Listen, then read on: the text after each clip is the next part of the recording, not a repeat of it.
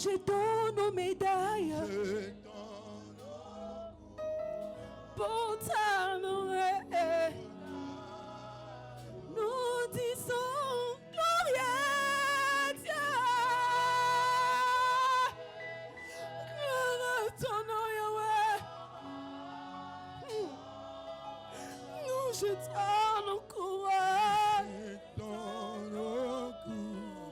pour t'adorer. Sois béni, notre Père, notre Dieu. Nous jetons nos couronnes ce matin pour t'adorer. Car tu es seul qui mérite l'adoration. Tu es le seul qui mérite la gloire. Tu es le seul qui mérite l'exaltation. Tu es le seul qui mérite la bénédiction. Tu es le seul que nous venons adorer. Nous ne venons pas adorer les hommes. Nous ne venons pas adorer les présidents. Nous ne venons pas adorer les empereurs. Mais nous venons adorer celui qui était, qui est et qui vient. Celui qui n'a ni commencement de jour, ni fin de temps. Sois béni ce matin au nom puissant et glorieux de Jésus. Nous te célébrons, nous te bénissons et nous t'acclamons ce matin. Amen. Que Dieu soit béni ce matin. Nous pouvons nous saluer les uns aux autres.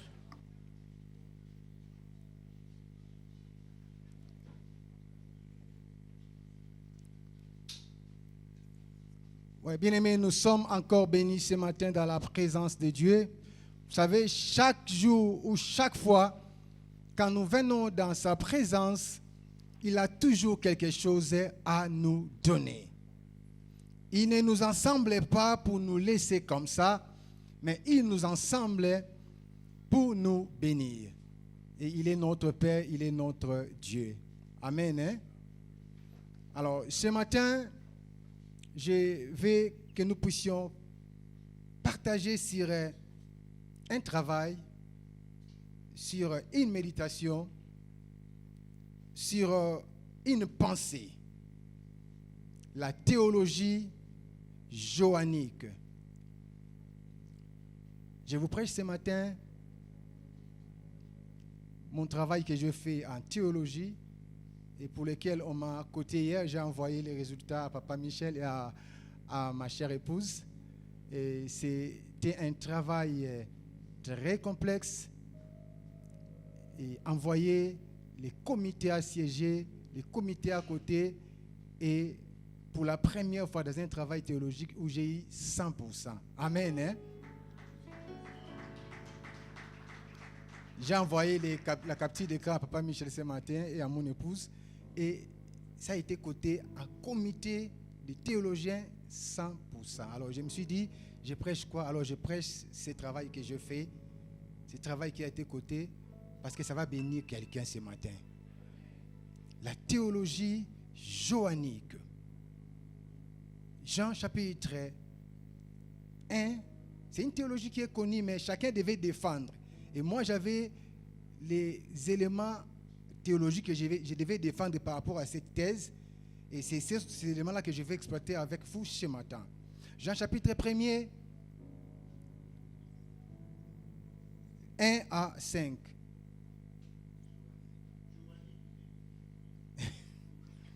Alors, nous allons comprendre. Maman, peut nous lire. Joannique, c'est J-O-H-A-W-N-Q-W-N-I-Q-U-E.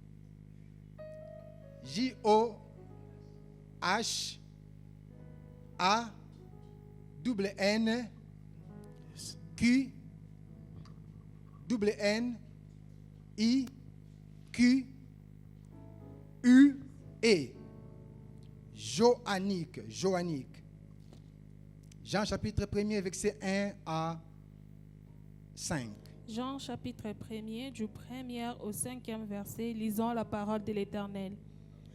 Au commencement était la parole, et la parole était avec Dieu, et la parole était Dieu.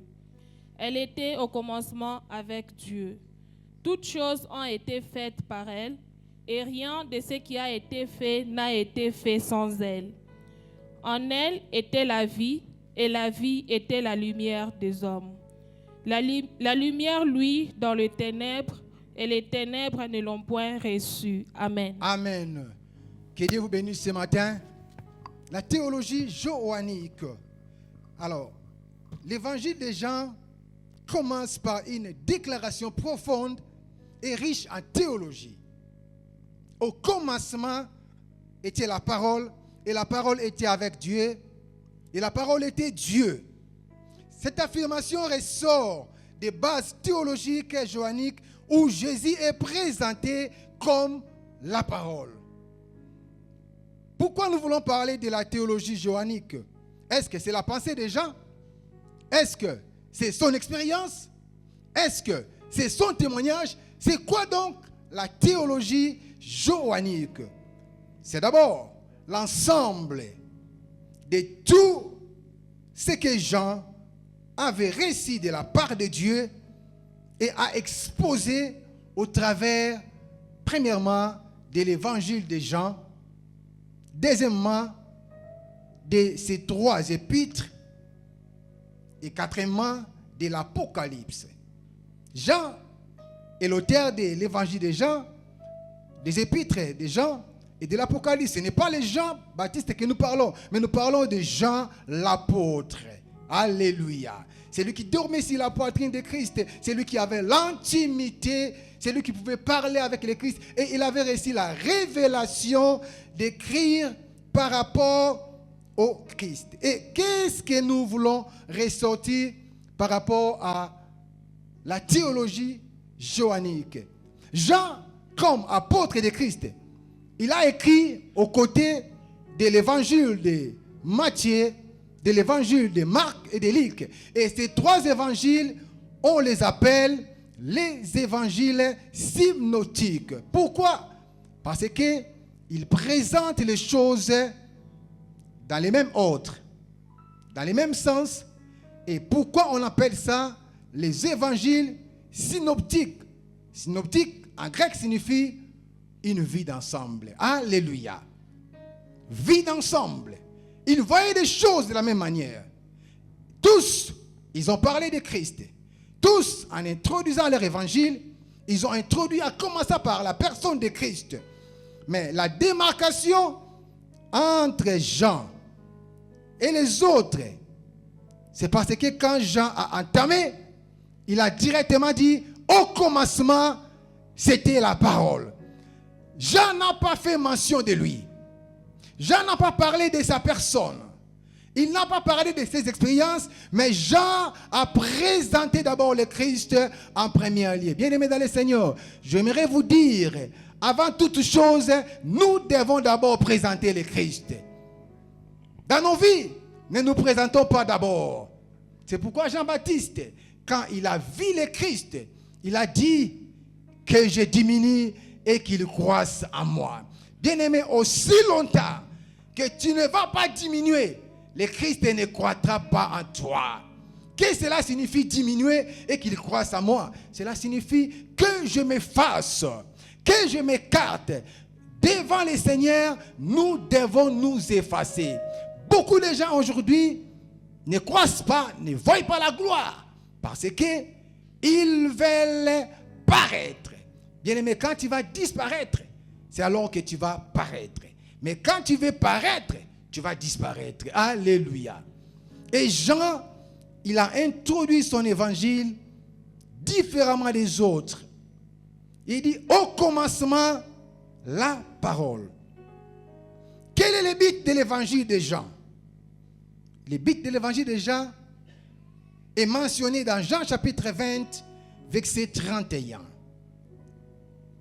Jean chapitre 20, 31, la Bible dit, afin que vous croyiez que Jésus est le Christ, le Fils de Dieu, et qu'en croyant, vous ayez la vie en son nom. Quand il présente Christ, c'était avec un but afin que nous croyions tous que Jésus est Dieu. Jean voulait démontrer que Jésus est Dieu. C'est pourquoi, contrairement aux autres, quand Jean parle de Christ, il présente Christ comme Dieu. Et pourquoi il le présente comme Dieu? Parce qu'il veut que l'humanité entière croie que Christ est réellement Dieu. Et quand nous croyons qu'il est Dieu, c'est alors que nous serons sauvés. Alléluia. Alors, quelques vérités de la théologie johannique. Quels sont les éléments que moi j'avais eu à explorer dans la thèse qui m'a été donnée en théologie? Qu'est-ce que moi j'avais eu à aborder? Je vais prendre quelques éléments, parce que c'est un travail qui avait beaucoup de pages, mais je vais prendre quelques éléments. Première vérité de la théologie johannique, Jésus étant Logos. Alléluia. Jésus comme Logos. Première vérité de la théologie johannique. Jean n'a pas commencé son évangile en se présentant lui-même d'entrée de jeu, mais il expose les Logos. Trois choses attachées au Logos. Première chose, il est le verbe incréé. Cela veut dire quoi? Jésus n'a pas été créé comme les hommes, comme les anges. Toute la créature a été créée. Les hommes ont été créés. Les anges ont été créés. C'est vrai, les anges, ce sont des êtres spirituels. Mais ils ont été créés. La Bible nous fait voir dans Colossiens, chapitre 1er, verset 16. Car en lui ont été créées toutes choses qui sont dans les cieux et sur la terre, les visibles et les invisibles, les trônes, les dignités, les dominations, les autorités. Tout a été créé par lui et pour lui. Bien aimé, ces versets démontrent à suffisance que toutes choses ont été créées. Invisibles comme invisibles. Les anges, les hommes. Mais Christ n'a pas été créé. Et là, nous voyons les logos. Quand Jean introduit, il dit, au commencement était la parole. C'est quoi les logos? Les logos n'est rien d'autre que la parole. Alléluia. Et quand on parle des logos, on le voit sous deux aspects. Le premier aspect de logos signifie discours. Logos signifie parler. Logos signifie présenter. Et dans logos, ailleurs quand on parle de logos, on voit logos comme la parole prononcée de Dieu. On voit logos comme la parole parlée par Dieu. On voit logos comme le discours fait par Dieu. Mais dans l'aspect de la théologie johannique, Jean n'aborde pas logos comme la parole prononcée par Dieu, comme la parole parlée par Dieu, mais Jean aborde logos comme la parole, comme Christ. Alléluia. Il y a logos comme la parole parlée et il y a logos comme personne. Ce matin, je te prêche logos comme personne. Ce matin, je te prêche logos comme la personne, mais la personne incréée. Logos, c'est une personne. Elle n'est pas seulement une pensée. Elle n'est pas seulement une parole prononcée, mais logos est une personne. C'est pourquoi Jean, en introduisant, il dit au commencement, c'était la parole. Cela veut dire quoi? Au commencement, c'était les logos. Et au commencement, c'était Jésus. Alléluia. Le logos qui était au commencement n'est rien d'autre que Jésus. Ce matin, si tu ne connais pas encore le Seigneur, je te présente le logos qui est Jésus. Il est dès le commencement. Il n'a ni commencement de jour, ni fin de temps. C'est pourquoi, j'ai beaucoup apprécié les cantiques. Nous jetons nos couronnes pour l'adorer. Pourquoi nous jetons nos couronnes? Parce que nous n'adorons pas celui qui a été créé, mais nous adorons celui qui a créé. Nous n'adorons pas celui qui a vécu avec le temps, mais nous adorons celui qui a vécu en dehors du temps. Alléluia. Logos, c'est la parole. La parole incréée. La première vérité attachée à Logos, c'est la parole incréée. Quelque chose ou 3 choses à retenir toujours si la parole incréée. Pourquoi nous parlons de la parole incréée? Les pères n'a été fait par personne. Et il n'est ni créé, ni engendré. Les fils n'est issu que du Père. Il n'est ni fait, ni créé, mais il a été engendré. Alléluia. Le Fils est issu du Père. Il n'a pas été fait, il n'a pas été créé, mais il a été engendré. C'est-à-dire, il était dans le sein du Père. Il partageait la même essence que le Père. Il partageait le même substance que le Père. C'est là où on parle de la Trinité. Tous partagent la même essence. Tous partagent les mêmes substances. Ils sont 3 personnes, mais dans la divinité. Alléluia. Il n'a pas été créé. Il n'a pas été fait. Mais il a été engendré. Pourquoi? Parce qu'il était avec le Père et le Père l'a lâché dans l'humanité afin d'accomplir l'œuvre de la rédemption. Pourquoi? Parce qu'il y avait un plan rédempteur. Le Père avait conçu le plan de la rédemption. Mais qui devait accomplir le plan de la rédemption? Il regarde au ciel. Il y avait les 4 êtres vivants. Il y avait les anges. Il y avait l'archange, il y avait Michael qui pouvait aller quand Daniel était en difficulté. Michael pouvait aller pour qu'il puisse combattre les rois de l'empire de Perse afin de libérer les colis de Daniel. Il y avait des missions qui étaient confiées à Michael. Il y avait des missions qui étaient confiées aux autres anges. Mais la mission qui concernait les salis de l'humanité, et les 24 vieillards, et les anges, et tous, ils ont fui quand Dieu a dit, qui enverrai-je? Qui ira pour nous? Et quand Dieu dit, qui enverrai-je? Qui ira pour nous? Il voyait là encore les substances et l'essence de la Trinité. Qui ira pour nous? Alléluia. Il y a le Père, le Fils et l'Esprit. Mais qui ira pour nous? Et tout le monde n'a pas accepté. Et le Christ a dit, mais voici, j'irai non pas pour faire ma volonté, mais pour faire ta volonté.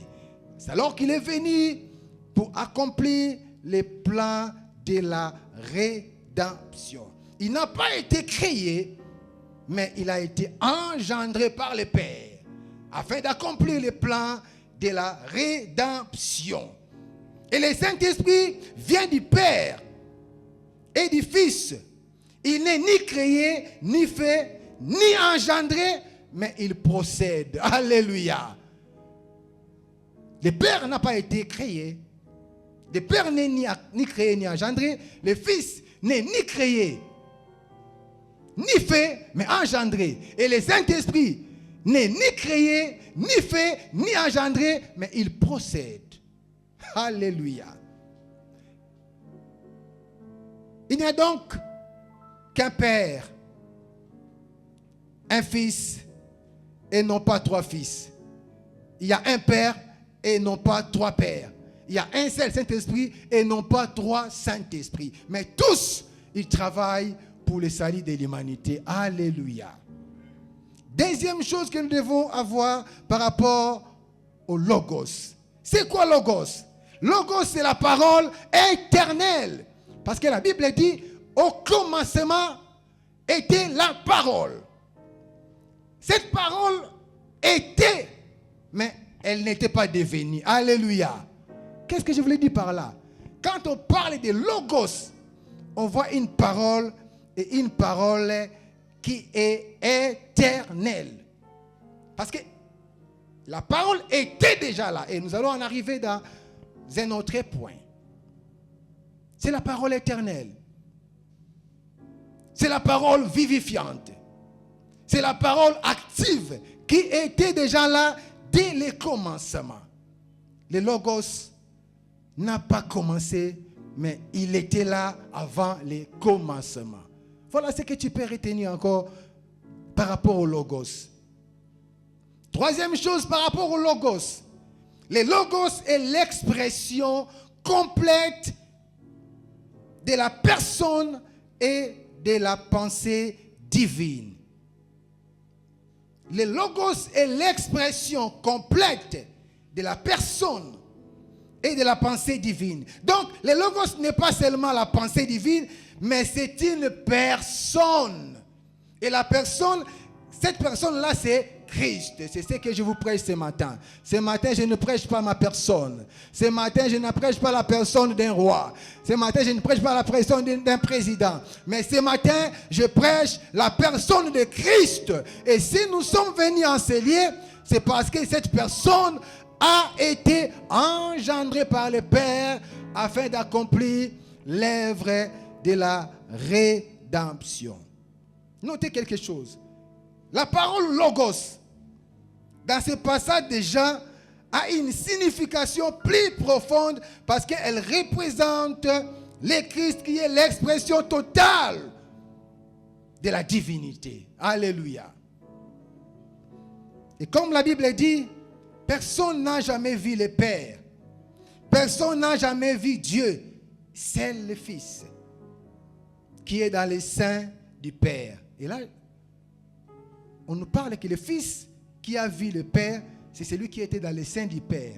Et celui qui était dans les seins du Père, c'est celui qui était engendré par le Père. Alléluia. Est-ce que je vous complique ce matin? Ça passe? Amen.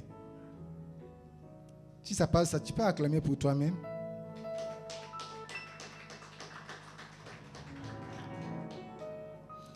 C'est quoi le terme Logos?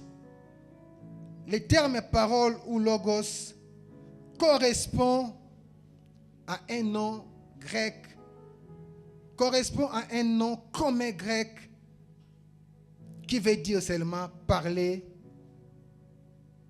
qui veut dire message ou mot. Et dans la théologie joannique plutôt, il est au-delà de parler, il est au-delà des mots, mais il prend le sens de la personne. Alléluia. Amen. Hein? Et ces logos étaient largement répandus dans les enseignements philosophiques grecs, de même que dans la littérature et dans la philosophie de la sagesse juive. Et Jean a choisi ces termes parce qu'il était connu de ses lecteurs, mais il les confia à sa propre signification qui devient claire dans l'introduction de son message. Dans la théologie juive, quand ils utilisaient le logos, ils voyaient plus les discours, le message, ils voyaient plus la parole prononcée. Mais Jean a pris ces logos non seulement dans ce sens, mais il a développé ça dans le sens de la personne divine. Et la Bible nous fait voir que le logos qui était là dès le début, il n'a pas arrêté à exister dès le début, mais il a continué jusqu'à la fin du temps. C'est pourquoi quand nous lisons Hébreux chapitre 1er verset 2, la Bible dit ceci. Dans ces derniers temps, Dieu nous a parlé par le Fils, qu'il a établi héritier de toutes choses, par lesquelles il a aussi créé le monde. Alléluia. Dieu a créé le monde par le Logos. Dieu a créé le monde au travers des Logos. Mais cela ne s'était pas arrêté à la Genèse. Mais même dans les temps derniers, Dieu continue à parler par le Fils. J'aimerais te confirmer encore ce matin que dans ce temps de la fin, Dieu nous parle par le Fils. Il ne nous parle pas par les anges. Les anges peuvent être là comme les messagers qui peuvent apporter quelque chose. Il ne nous parle pas par un prophète qui peut sortir là, qui peut dire que non, sans moi, en tout cas, vous ne pouvez rien. Bien aimé, combien de gens sont aujourd'hui trompés? Combien de gens sont aujourd'hui dans l'hérésie? Parce que pour eux, il y a un prophète. Le prophète du temps de la fin. Il n'y a que lui. Il faut aller chez les prophètes pour avoir la vie. J'aimerais te dire ce matin, dans ces temps de la fin, Dieu ne nous parle pas par un quelconque prophète. Mais dans les temps de la fin, Dieu nous parle par le Fils. Il nous parle par le Logos.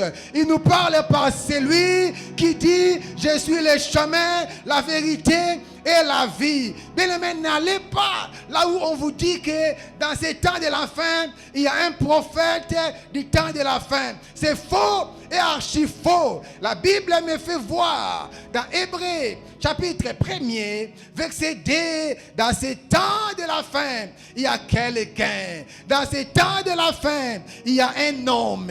Dans ces temps de la fin, il y a une personne au travers de laquelle Dieu parle à son Église, au travers de laquelle Dieu instruit son Église. C'est qui cette personne? C'est Christ qui est le Logos, la parole incréée.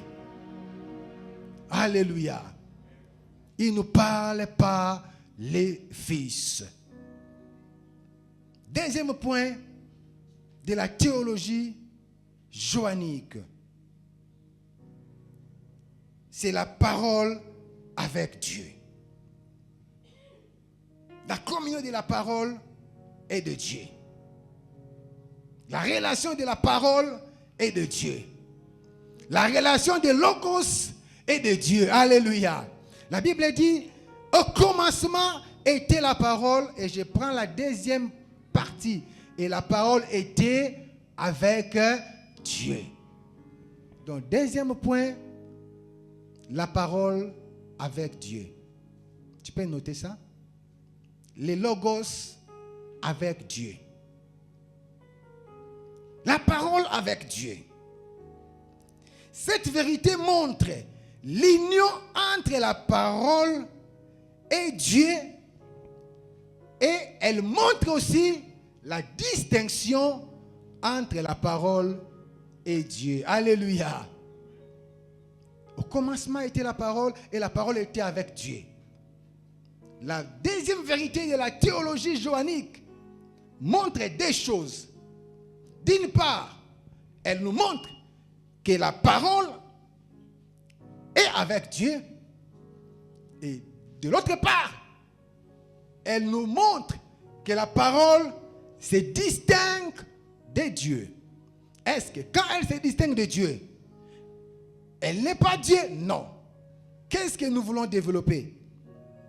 Dans la première partie où la parole est avec Dieu, c'est là démontre l'union entre les Logos et le Père. Alléluia.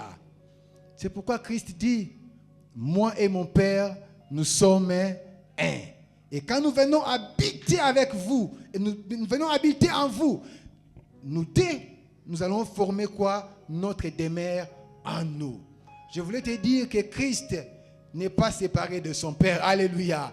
Il est un avec le Père. La Bible dit, et la parole était avec. Avec cache l'idée de la relation. Avec cache encore l'idée de l'intimité. Ils étaient intimes comme Dieu. Ils étaient ensemble comme Dieu dans la création. Dieu n'était pas seul, mais il était là avec Logos. Être avec signifie la compagnie. Être avec signifie marcher ensemble. Bien aimé, Christ ne pouvait pas marcher à la contre de la volonté de Dieu. C'est pourquoi, en venant dans l'humanité, il a dit, je suis venu non pas pour faire ma volonté, mais la volonté de celui qui m'a envoyé. La parole avec Dieu. Les Logos avec Dieu. Cela symbolise l'union entre les pères et les fils. La relation d'intimité entre les pères et les fils. Ils sont un, ils sont indivisibles. Ils sont un et ils travaillent en collaboration. C'est pourquoi Christ dit dans sa parole, mon Père agit, moi aussi j'agis. Quand le Père agit, le Fils aussi agit. Parce qu'ils travaillent toujours dans l'unité et dans la collaboration étroite et cohérente. Et c'est la collaboration que nous voulons aussi à l'église. Nous devons travailler à l'unité. Nous devons être un. Nous devons être collés. Nous devons être soudés. La Bible nous montre dans la théologie johannique, l'unité a commencé entre le Père et le Fils. La parole est Dieu. Le Logos est Dieu. La parole était avec. C'est ça l'unité. Et la distinction, la Bible dit, et la parole était avec Dieu. Pourquoi nous parlons aussi de la distinction? Cela veut dire que il y avait Christ, il y avait aussi Dieu. Parce que quand on dit être avec, cela veut dire aussi qu'il y a des personnes. Alléluia. Suis-je clair? Il était avec Dieu. Premier aspect, c'est l'unité. Deuxième aspect, c'est la distinction. Bien aimé, il y a un Père, il y a un Fils et il y a le Saint-Esprit. Alléluia. Il y a le Père, il y a le Fils, il y a le Saint-Esprit. Évitez la confusion dans vos têtes. La parole était avec Dieu. Ça, c'est la parole, le Logos. Et ça, c'est Dieu. Mais tous, ils étaient là dans l'œuvre de la création. Alléluia. Être avec prend l'essence de la distinction. Et selon la doctrine chrétienne de la Trinité, Jésus-Christ et Dieu, le Père, partagent la même essence divine. Cela signifie qu'ils sont de même nature et de même substance. Je vais dire à quelqu'un ce matin, le Christ et le Père, ils sont de la même nature et de la même substance. Bien qu'ils soient des personnes distinctes au sein de la Trinité, mais la Trinité comprend Dieu le Père, Dieu le Fils et Dieu le Saint-Esprit qui sont tous co-égaux.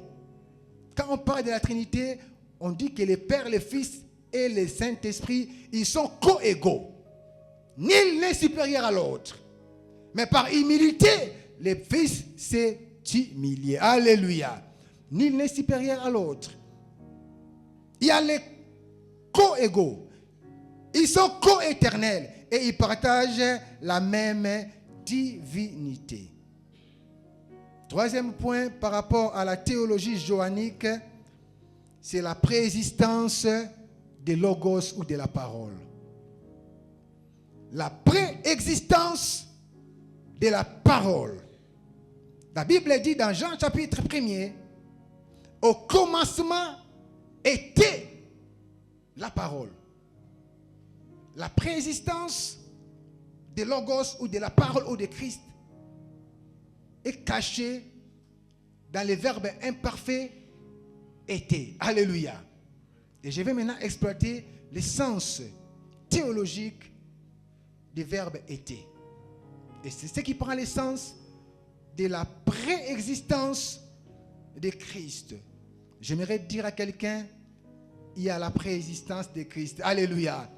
Il n'a pas commencé dans Genèse chapitre 1er. Il n'a pas commencé à l'origine, mais il est avant l'origine. La Bible dit, au commencement était. La Bible ne parle pas d'un présent, mais la Bible parle d'un verbe en imparfait. Il était déjà. Et la Bible nous fait voir, Jésus-Christ existait déjà lorsque les cieux et la terre ont été créés. Ainsi donc, Jésus n'est pas un être créé, il existe de toute éternité. Qu'est-ce que signifie était?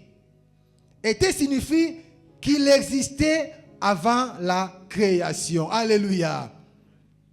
Le verbe était signifie que Christ existait avant la création. Quelques vérités que nous voulons ressortir de ces verbes étaient. La première vérité, tout ce qui existait avant la création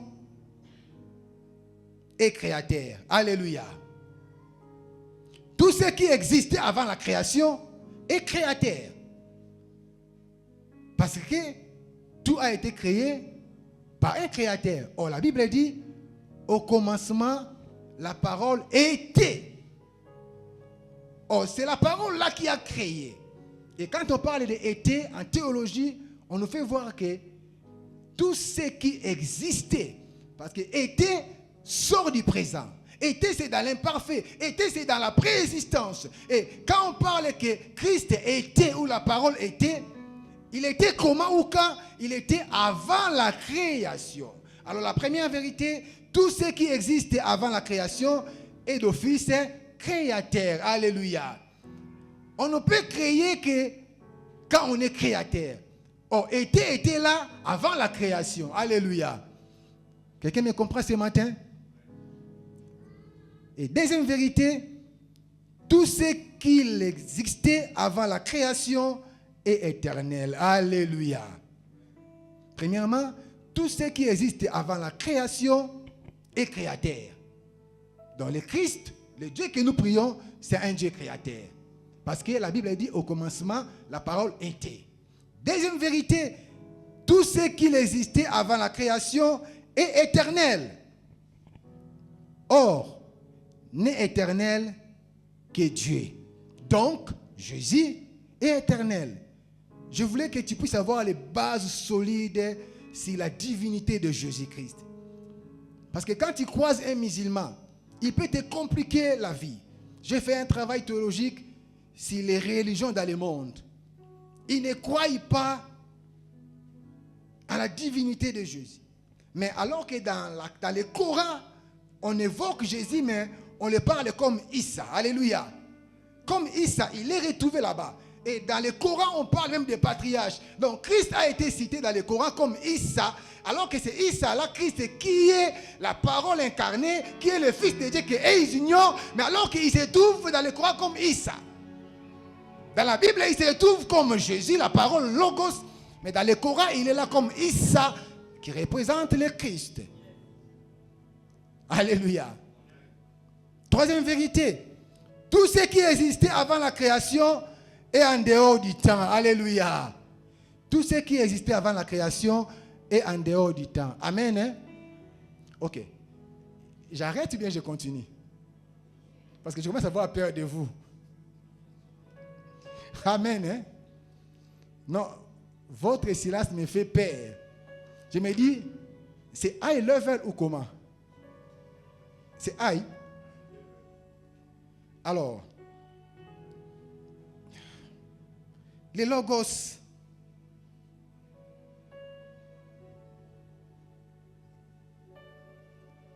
étaient avant toute chose. Il n'a ni commencement des jours, ni fin du temps. Notez quelque chose. Quand je parle de logos, n'a ni commencement du temps, ni fin de jour, les logos étaient antérieurs au temps. Pourquoi? Parce que la Bible dit que non, au commencement était.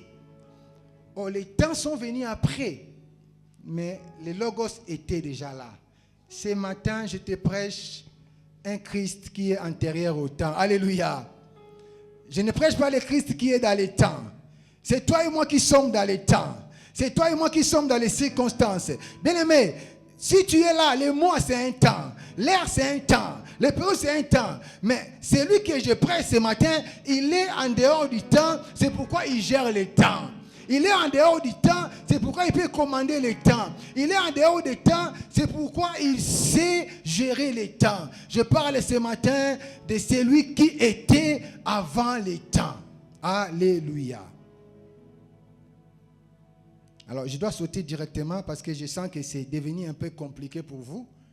Amen. Hein? Troisième vérité sur la théologie johannique. La théologie johannique affirme la divinité de Jésus-Christ. Comment la théologie johannique affirme la divinité de Jésus-Christ? Il dit au commencement était la parole était avec Dieu et la parole était Dieu. Oh, qui est la parole dans la théologie johannique? C'est Christ, c'est Logos. Et Jean affirme que la parole qui était au commencement, il était Dieu. Quatrième vérité, c'est la théologie johannique, la parole est la création. Jean chapitre 1, verset 3. Toutes choses ont été créées par elle. Et rien de ce qui a été créé n'a été fait sans elle. Alors, par ces versets, Jean nous révèle 5 choses. La parole et la création, ou bien la parole créatrice. C'est le 4e point de la théologie johannique. 5 ou 4 choses que Jean révèle Christ comme la parole créatrice. Première chose que Jean révèle, Jean ne nous présente pas seulement Christ comme Logos, comme la parole qui était avec Dieu, mais bien plus comme la parole créatrice. Au début, Jean nous a présenté Logos comme la parole qui était avec Dieu, mais ici Jean avance, il dit que toutes choses ont été créées par elle. Donc Jean nous présente la parole comme la parole créatrice. C'est pourquoi j'ai parlé du créateur. Parce que la Bible dit dans Jean chapitre 1 verset 3, toutes choses ont été créées par elle. Alors, la parole que nous prêchons ce matin, le logos que nous voulons vous présenter ce matin, elle est la parole créatrice. Tout ce qui existe a été créé par lui. Et la deuxième vérité que Jean révèle,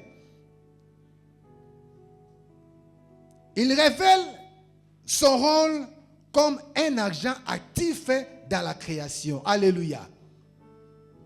Jean révèle le rôle du Christ comme un agent actif dans la création. Il n'a pas assisté Dieu, observé Dieu en train de créer, mais Christ a participé dans l'œuvre de la création. Alléluia. Toutes choses ont été créées par la parole. Donc Jean révèle que le Logos, le Christ, est un agent actif de la création. Troisième vérité que Jean révèle dans le sens de Christ comme créateur ou bien la parole créatrice, Jean nous révèle que la création n'est pas indépendante de la parole. Alléluia. La création n'est pas indépendante de la parole. La création n'est pas venue par sa propre possibilité ou volonté. Mais la création a été faite création parce qu'elle dépendait de la parole. Car toutes choses ont été créées par elle. Quand on dit par elle, donc le canal à partir duquel la création a vu les jours, c'est passé par la parole. J'aimerais dire à quelqu'un, tu dois dépendre de la parole.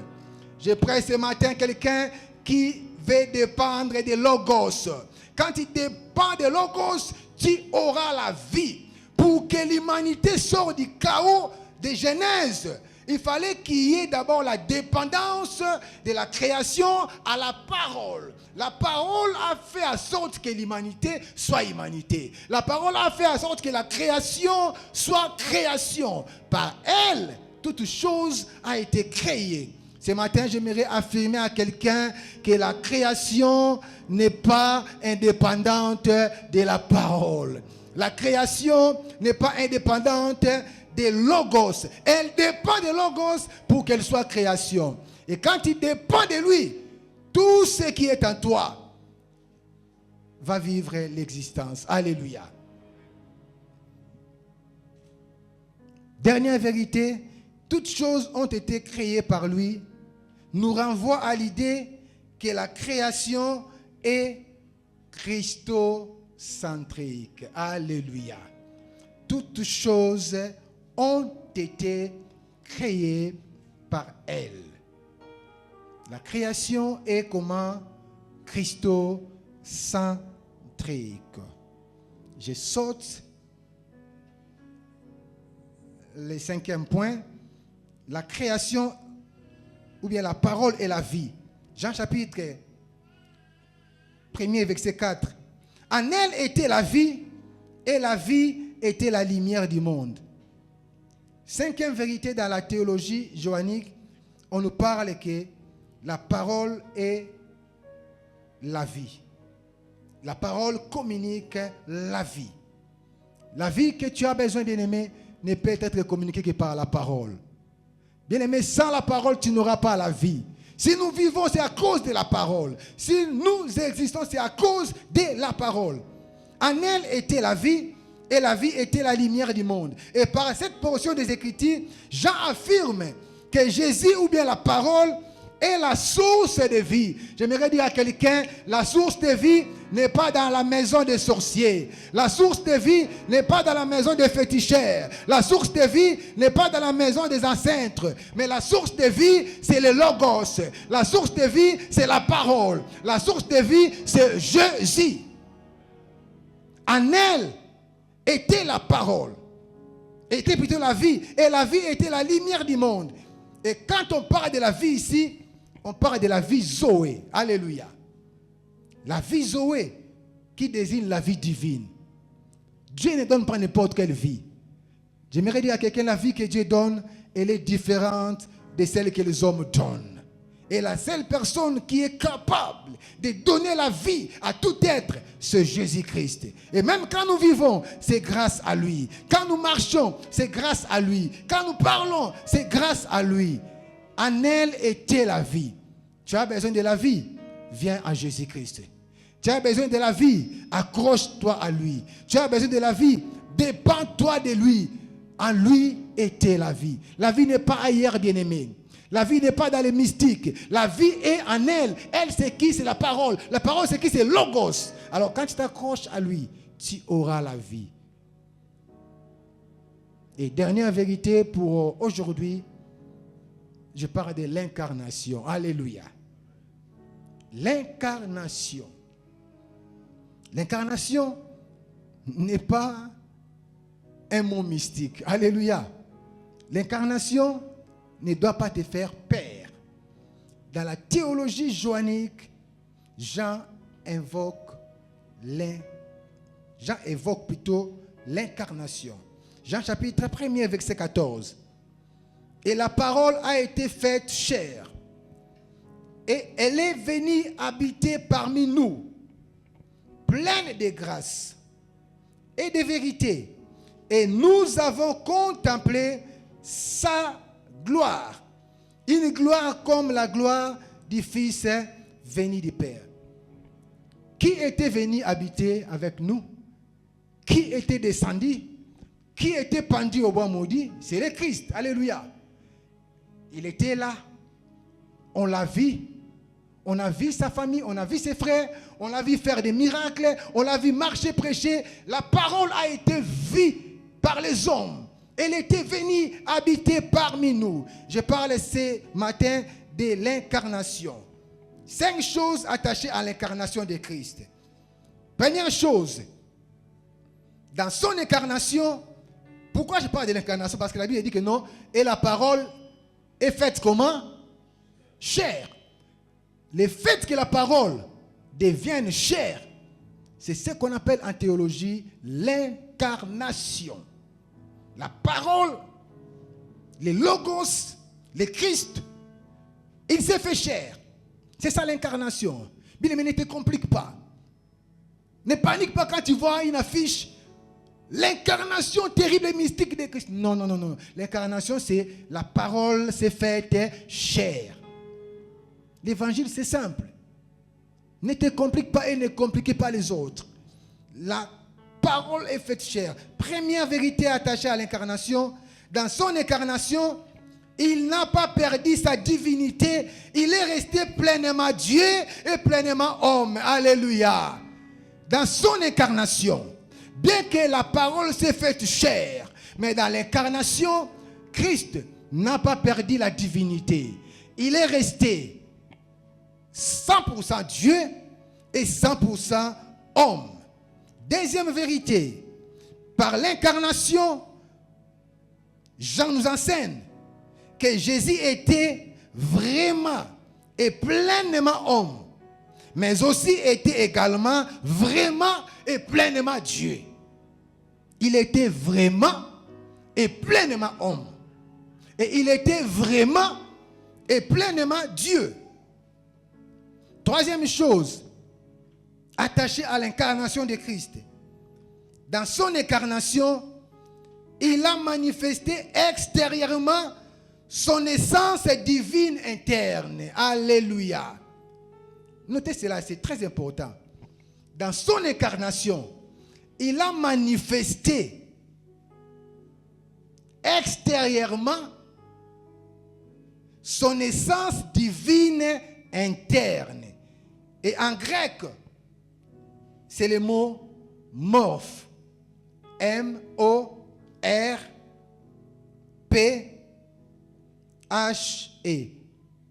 On doit avoir un vidéoprojecteur, c'est vraiment important. Amen. Hein? Morphe. Dans son incarnation, il a manifesté extérieurement son essence divine, son substance divine interne. Christ avait une essence divine, une substance divine, mais lors de l'incarnation, il l'a manifesté au monde. Alléluia. Quatrième chose, l'incarnation, c'est le divin qui a pris l'humain et non pas l'inverse. L'incarnation, c'est le divin qui s'est revêtu de l'humain et non pas l'inverse. Et dernière chose pour aujourd'hui, en parlant de l'incarnation, pour que le Christ puisse revêtir le corps humain, il s'est dépouillé lui-même volontairement. L'incarnation ne pouvait pas avoir lieu si le Christ ne s'était pas dépouillé volontairement. Laisse-moi te dire, personne ne l'a forcé, personne ne l'a intimidé, mais il s'est dépouillé volontairement. Voilà, nous allons maintenant chuter. Maintenant, quand on dit qu'il s'est dépouillé volontairement, tu as beaucoup lu ces versets, tu as beaucoup médité ces versets, mais de quel attribut Jésus s'est-il dépouillé lors de son incarnation? La question qui a eu des débats théologiques.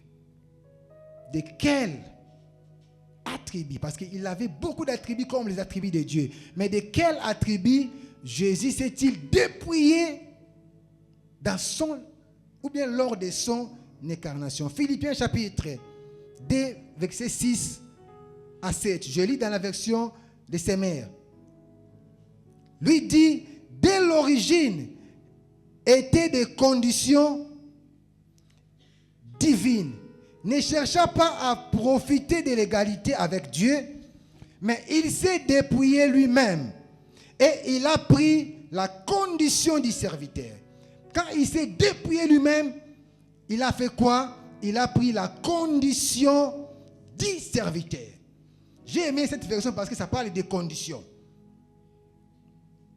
D'autres versions disent qu'il est devenu serviteur, il est devenu... Mais ici, il dit, il a pris la condition du serviteur.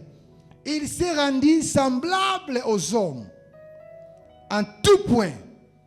Et tout en lui montrer qu'il était bien un homme. Il a pris la condition du serviteur. Il s'est rendu semblable aux hommes. Parce que pour sauver l'humanité, il ne devait pas venir vraiment comme il était là au ciel. Il devait prendre la condition du serviteur et il devait être semblable aux hommes. Voir comment les hommes font. C'est pourquoi dans son aspect humain, il a eu faim. Il a eu soif devant la femme samaritaine. Il a demandé de l'eau à boire. Il a eu faim. Il a eu des besoins. Parce qu'il était 100% homme. Et de quoi il s'est-il dépouillé?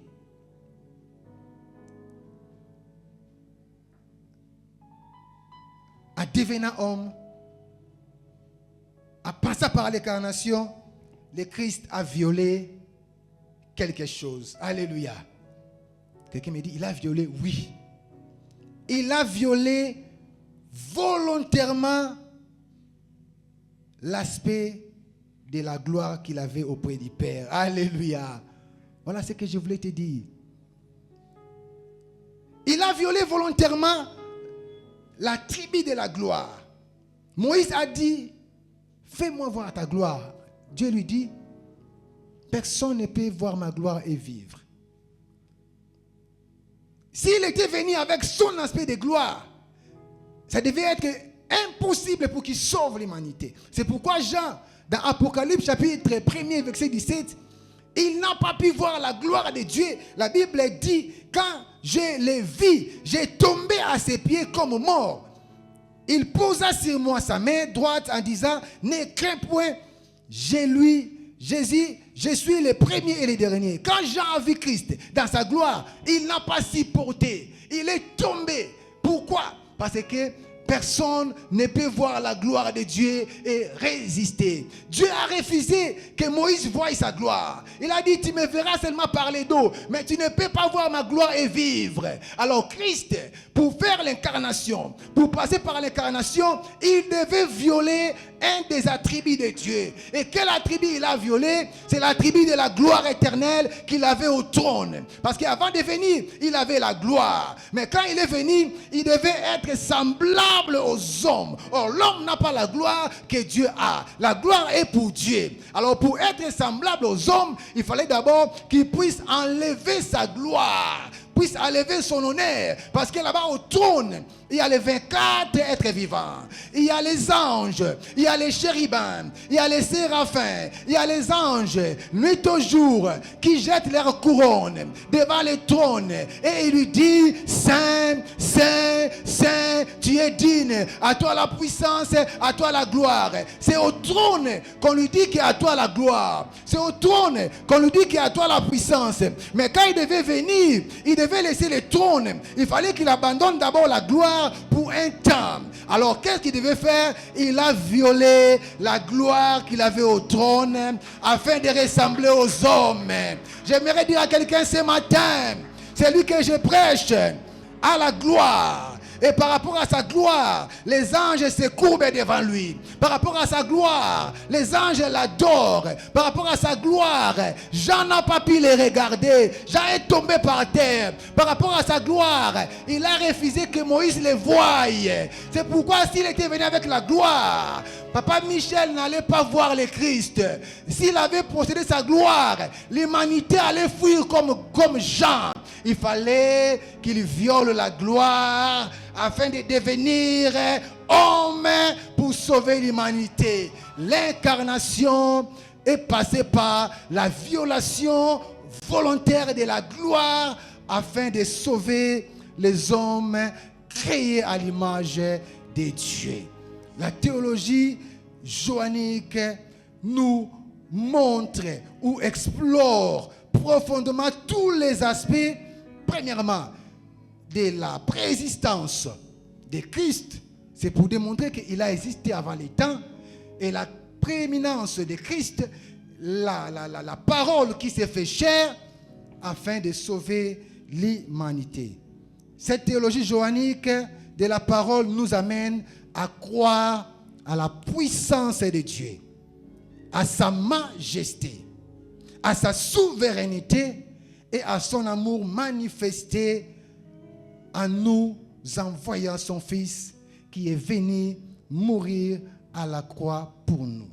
La finalité, c'est qu'il fallait que Christ vienne et qu'il meure pour nous. Et c'est pourquoi Jean, il a commencé par dire qu'au commencement était la parole, et la parole s'est faite chair, et il est venu habiter au milieu de nous. Pourquoi il est venu habiter au milieu de nous? C'est parce qu'il y avait un but de sauver l'humanité. Que Dieu vous bénisse. Amen. Prions. Prends ton offrande, tu vas prier. Seigneur, sois béni. Sois élevé pour ce matin.